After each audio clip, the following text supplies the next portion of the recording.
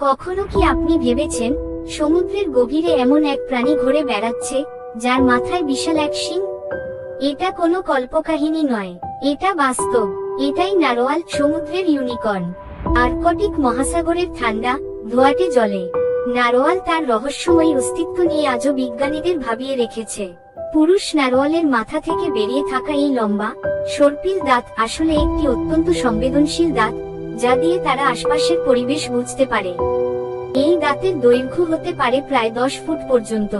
অনেকে বলে এরা একে অপরকে প্রভাবিত করতে এই দাঁতের ব্যবহার করে, আবার কেউ কেউ বিশ্বাস করেন এই দাঁত দিয়ে তারা সমুদ্রের রহস্য আবিষ্কার করে।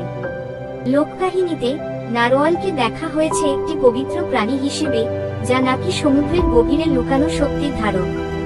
এমনকি এক সময় মানুষ বিশ্বাস করত নারোয়ালের দাঁত আসলে ইউনিকর্নের শিং, যার জাদুকরী শক্তি রয়েছে।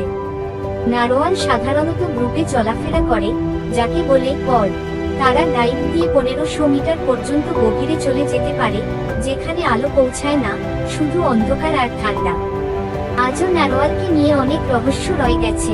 এরা যেন এক জীবন্ত কিংবদন্তি, যারা প্রমাণ করে দেয় প্রকৃতি এখনো অজানায় ভরপুর।